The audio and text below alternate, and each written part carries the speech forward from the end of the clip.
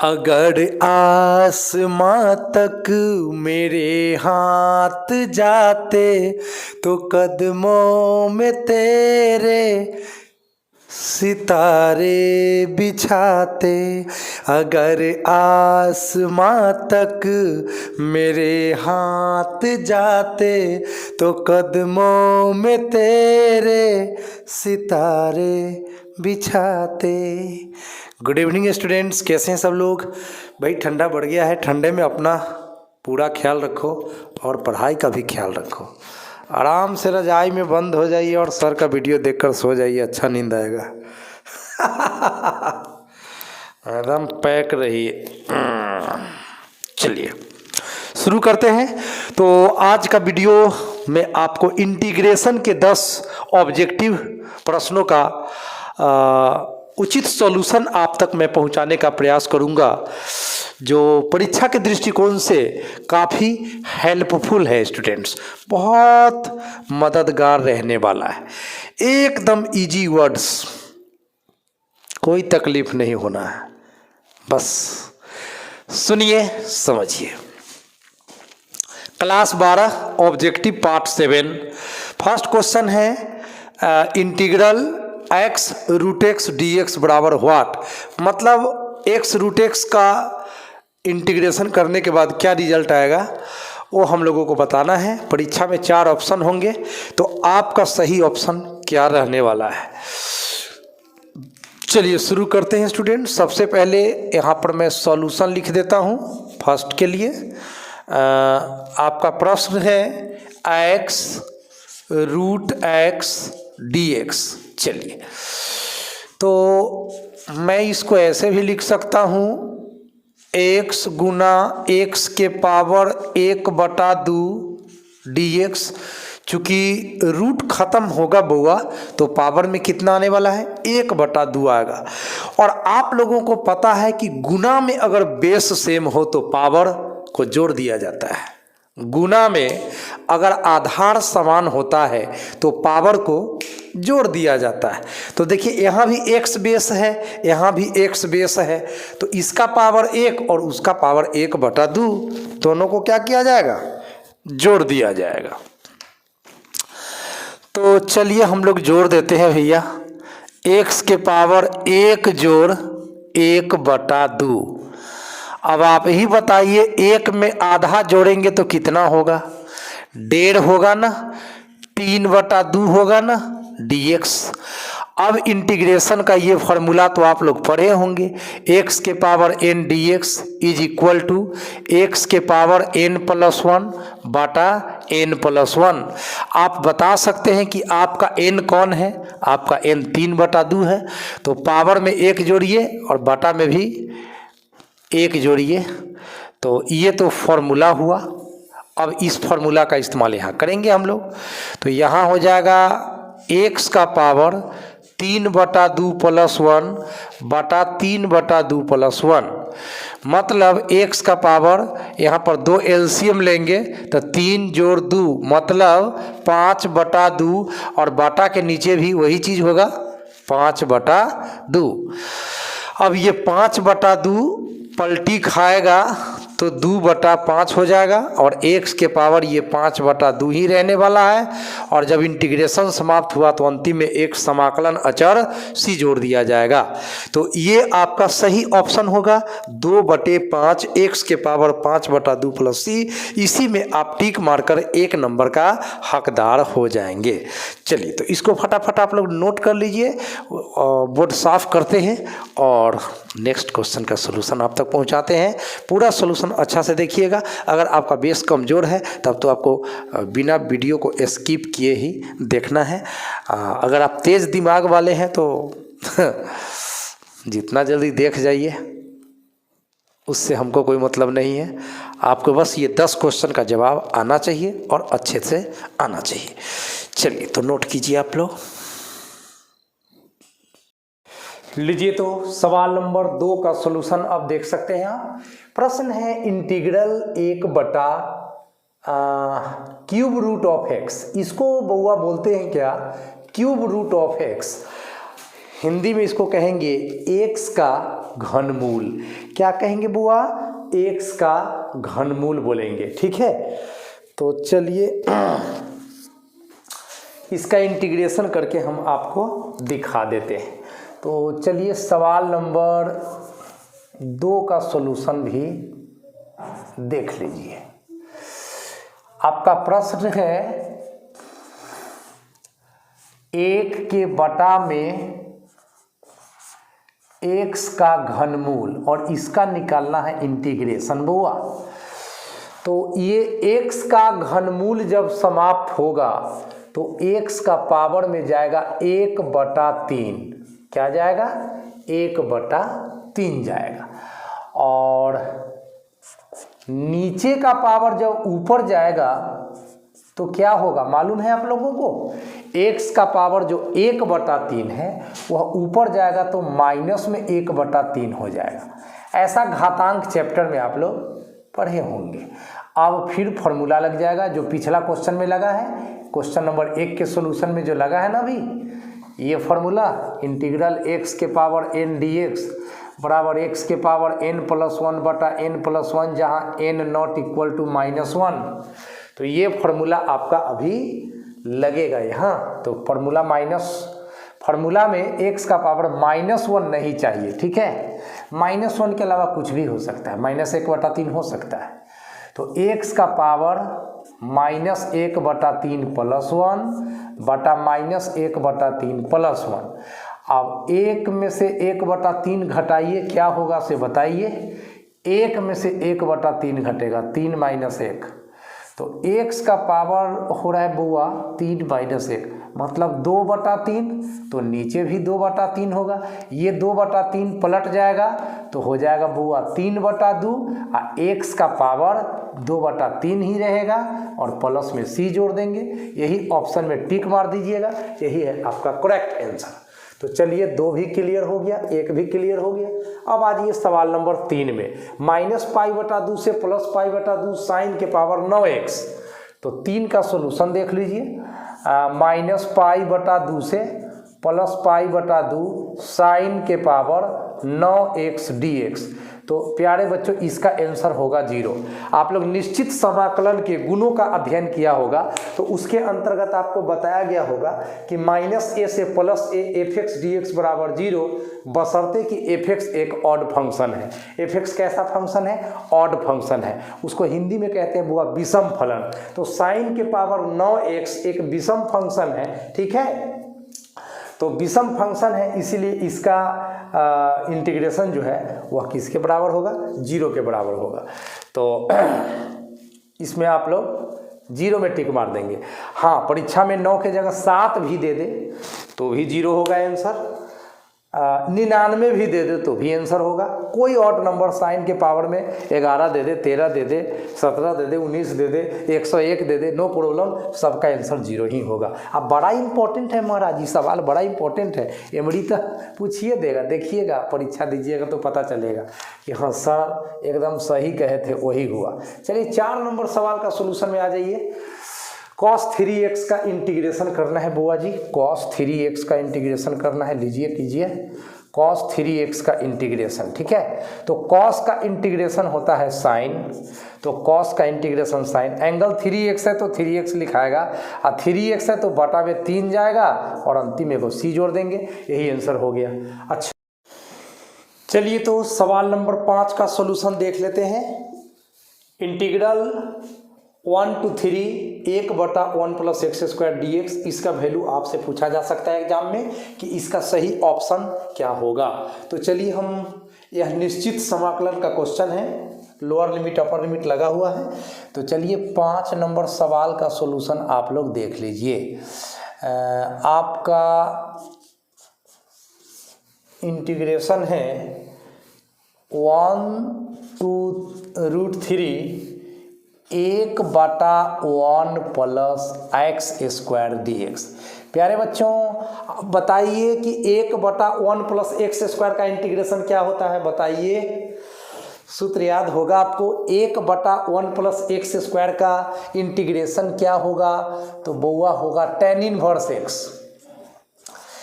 tan inverse x होगा। क्यों होगा? क्योंकि tan इनवर्स x का डिफ्रेंसिएशन जो होता है 1/1 + x²। और इंटीग्रेशन तो डिफ्रेंसिएशन का उल्टा प्रक्रिया है, ये तो आपको मालूम ही है। अपर लिमिट जाएगा ऊपर वाला कॉर्नर पर और लोअर लिमिट जाएगा नीचे वाले कॉर्नर पर। अब क्या करोगे? x के स्थान पर पहले अपर लिमिट डालोगे तो tan इनवर्स √3 माइनस का चिन्ह फॉर्मूला में है, और फिर tan इनवर्स x के जगह 1 डालोगे।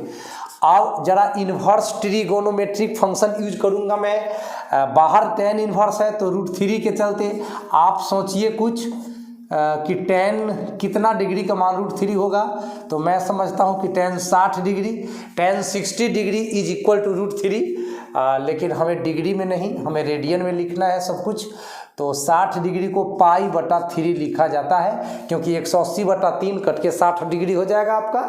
तो √3 का मतलब tan π/3 माइनस tan इनवर्स लिख दिया मैंने, और 1 के चलते tan 45 डिग्री यानी कि π/4। tan इनवर्स tan x बराबर x होता है तो π/3 हो गया। tan इनवर्स tan x बराबर x होता है तो π/4 हो गया। 3 4 का LCM 12 हो जाएगा। 3 चौक 12 तो यहाँ पे 4 पाई हो जाएगा। 4 तिहाई 12 तो यहाँ पर 3 पाई हो जाएगा। ऐसा ही ना भिन्न का घटाव बनता है। इस तो आप बउआ थे तहिए पढ़े हैं। 4 गो पाई में 3 गो पाई घटेगा तो 1 गो पाई बटा में 12, π/12 में टिक मार देना। 1 नंबर तोहर है। नंबर लेना है तो लीजिए, और छोड़ना है तो छोड़िए। बात रहे से राफ साफ, पढ़ाई में थोड़ा सा मन लगाइए। Integral sec² 7 - 4x dx। आइए भैया, इंटीग्रल sec² 7 - 4x dx पूछ रहा है कि इसका वैल्यू क्या होगा। तो आप बताइए sec² x का इंटीग्रेशन क्या होता है। इसको छोड़िए, 7 - 4x को गोली मारिए। sec² x का इंटीग्रेशन कितना होता है? तो tan x। लेकिन x तो यहाँ है नहीं जो हम x यहाँ लिख दे।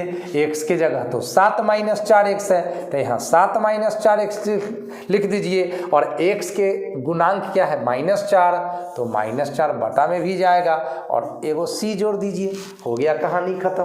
तो इस तरह से आपको 6 तक का सोल्यूशन मिल गया है। एक 7 का भी सोल्यूशन दे देते हैं, फॉर्मूला ही है 7 नंबर। tan x का इंटीग्रेशन पूछ रहा है कि क्या होगा प्यारे बच्चों। तो tan x का इंटीग्रेशन याद रखिए आप लोग, log sec x भी होता है, ठीक है, प्लस c, और कहीं माइनस वाला ऑप्शन दे दे और माने अथवा, तो माइनस में log cos x plus c। तो ये दोनों सही आंसर है। tan x का integration log sec x plus c भी है और माइनस में log cos x plus c भी है। तो दोनों रिजल्ट है। आप कहिएगा सर टिक किस में मारेंगे? तो आपका जब ऑप्शन दिया जाएगा तो या तो ये प्रिंट आउट रहेगा तो ये नहीं रहेगा, अगर ये रहेगा तो ये नहीं रहेगा। दोनों ऑप्शन देगा नहीं, और नहीं अगर दोनों ऑप्शन दिया तो एक ऑप्शन ऐसा होगा कि इनमें से कोई नहीं, और एक ऑप्शन ऐसा होगा कि दोनों, तो दोनों में टिक मार दीजिएगा। समझ रहे ना? अब देखिए प्रश्न कैसे पूछ सकता है ये तो हम भी नहीं सोच सकते हैं, लेकिन हाँ जवाब कैसे दिया जा सकता है इसके बारे में आपको हम ट्रिक और टेक्निक जरूर बता देंगे। तो याद रखिए फिलहाल tan x का integration log sec x plus c भी और माइनस में log cos x भी। चलिए तो बोर्ड साफ करता हूं और नेक्स्ट 8, 9, 10 3 प्रश्नों का सलूशन आपको मैं दिखाता हूं, तो समझते रहिए भैया। लीजिए तो सवाल नंबर 8 का सॉल्यूशन है आपके सामने। प्रश्न है 0 से 1 e के पावर x dx, इसका वैल्यू कितना होगा। तो चलिए 8 नंबर क्वेश्चन का सॉल्यूशन भी देखिए। आपका इंटीग्रेशन है बउआ 0 से 1 e के पावर x dx। तो e के पावर x ऐसा फंक्शन है बउआ, एक्सपोनेंशियल फंक्शन, जिसका कि डिफरेंशिएशन भी e के पावर x होता है और इंटीग्रेशन भी e के पावर x होता है। ई के पावर एक्स का डिफरेंशिएशन भी ई के पावर एक्स होता है और ई के पावर एक्स का इंटीग्रेशन भी ई के पावर एक्स होता है। समझ गए ना।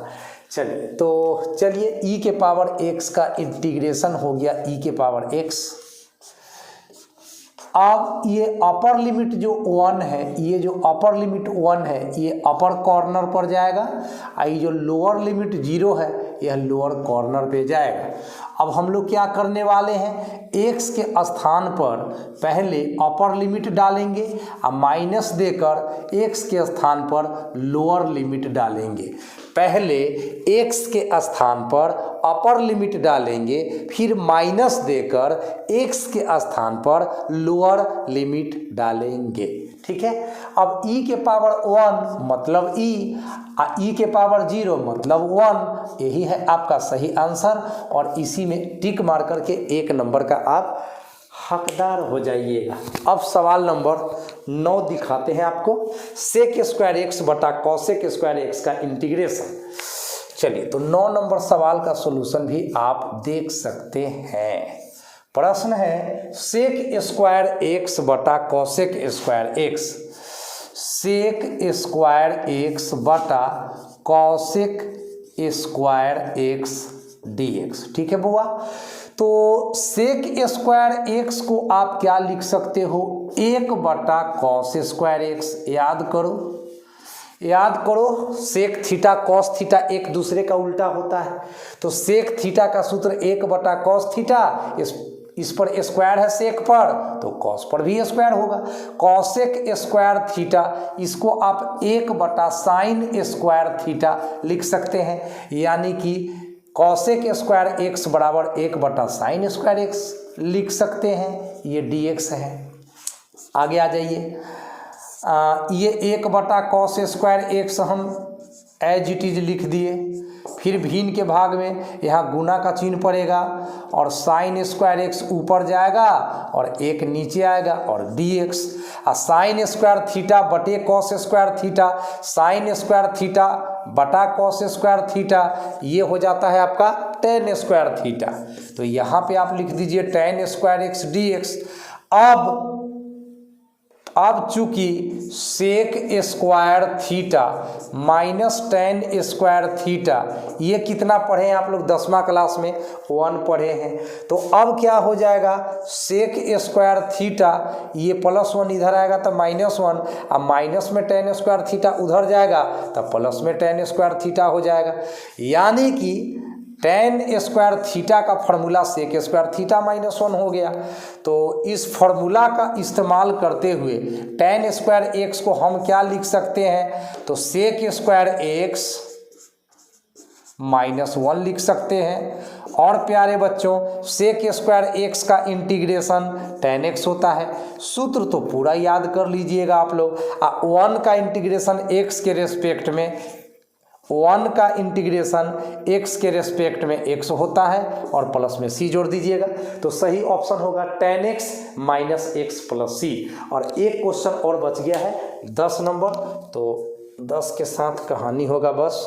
तो तुरंत इसको दिखाते हैं, फटाफट इसको नोट कीजिए, बोर्ड साफ करते हैं और 10 का सॉल्यूशन आपके सामने होगा। चलिए तो 10 नंबर सवाल, यह एक ऐसा प्रश्न है जो आपको ऑब्जेक्टिव में भी पूछ सकता है और सब्जेक्टिव में भी पूछ सकता है। मतलब ये प्रश्न आपको 1 नंबर भी देकर जा सकता है, ये प्रश्न आपको 2 नंबर भी देकर जा सकता है। अब बिहार बोर्ड का माथा गर्म होगा तो ये प्रश्न आपको 5 नंबर भी देकर जा सकता है। कहिएगा सर गजब बात बतिया रहे हैं। अब गजब बात हम तो नहीं बतिया रहे हैं, जैसा बिहार बोर्ड का आचरण रहा है, रवैया रहा है, बिहेव रहा है, उसी हिसाब से हम बतिया रहे हैं। अपना मन से हमको बतियाने का कोई अधिकार भी नहीं है। ठीक है, जो बिहार बोर्ड अपना रुतबा अभी तक पेश किया है उसी के आलोक में हम आपसे बात कर रहे हैं कि ये प्रश्न 1 नंबर में भी हो सकता है, 2 नंबर में भी हो सकता है, बाय द वे 5 नंबर में भी हो सकता है। चलिए तो अच्छे ढंग से इसको सीखिए। इस क्वेश्चन को आप आई से डिनोट कीजिए, 10 नंबर का सॉल्यूशन है। इस क्वेश्चन को आप आई से डिनोट कीजिए, पूरा डिटेल्स बता देते हैं। 0 से π/2 0 से पाई बटा 2 and under root cos x बाटा under root sine x plus cos x, under root sine x plus cos x D x. इस क्वेश्चन को आप समीकरण 1 मानिए। प्रॉपर्टी के मुताबिक जहाँ जहाँ x है तहाँ तहाँ अपर लिमिट माइनस x डालेंगे। निश्चित समाकलन का गुण है कि फंक्शन में जहाँ जहाँ x है तहाँ तहाँ अपर लिमिट माइनस x लिख दीजिए। आपका अपर लिमिट कौन है देख लीजिए, पाई बटा 2 है, तो आप लिख दीजिए 0 से पाई बटा 2 अंडर रूट कॉस एक्स है ना, तो वहाँ पर पाई बटा 2 माइनस एक्स लिख दीजिए। बाटा के नीचे आइए, अंडर रूट साइन और एक्स है तहाँ पाई बटा 2 माइनस एक्स लिख दीजिए plus under root cos x है ना, तो कॉस एक्स के जगह पाई बटा 2 माइनस एक्स लिख दीजिए और डी एक्स यहाँ पर पड़ा रहेगा। ऐसा प्रॉपर्टी होता है, निश्चित समाकलन का गुण होता है। इसीलिए आई बराबर आपका क्या आ गया बुआ, 0 से पाई बटा 2 और कॉस 90 माइनस थीटा पढ़े होंगे आप लोग साइन थीटा, तो ये साइन एक्स हो गया, साइन 90 माइनस थीटा तो ये हो गया आपका cos theta and cos 90 minus theta तो ये हो गया आपका साइन थीटा यानी साइन एक्स। अब हम थीटा बोलते हैं, एक्स लिखते हैं तो घबराइएगा नहीं, है ना, बोलेंगे थीटा लिखेंगे एक्स, एक नाम है मैथ, समझ रहे हैं ना, समझ तो रहबे करे हैं, है ना। एडिंग फर्स्ट एंड सेकेंड, समीकरण 1 और 2 को जोड़िए, एडिंग फर्स्ट एंड सेकेंड, समीकरण 1 और समीकरण 2 को जोड़िएगा, एक वाई में एक वाई जोड़िएगा भाई तो 2 वाई हो जाएगा। लिमिट सेम है दोनों में, 0 से पाई बटा 2 तो लिख दीजिए 0 से पाई बटा 2, साइन जोड़ कॉस यहाँ भी है, साइन जोड़ कॉस यहाँ भी है, तो एलसीएम वही हो जाएगा, साइन एक्स जोड़ कॉस एक्स, एलसीएम वही हो जाएगा, साइन एक्स जोड़ कॉस एक्स, और इसमें साइन एक्स है इसमें कॉस एक्स, तो यहाँ पे हो जाएगा sign x plus cos x और यहाँ पे डी एक्स। अब जब ऊपर नीचे बराबर हो गया तो एक बार में कट जाएगा बुआ, और एक का इंटीग्रेशन क्या हो जाता है मालूम ना, एक्स, और यहाँ पर लोअर लिमिट है 0, अपर लिमिट है पाई बटा 2। समझे तो बताइए, ऊपर नीचे बराबर है तो एक बार में कटेगा, और एक का इंटीग्रेशन एक्स के रेस्पेक्ट में एक्स ही तो होता है, ठीक है। आपका अपर लिमिट पाई बटा 2 ऊपर चल गया, लोअर लिमिट 0 नीचे चला आया। अब एक्स के जगह पहले अपर लिमिट डालेंगे तब लोअर लिमिट माइनस देके डालेंगे, यानी पाई बटा 2 और माइनस 0।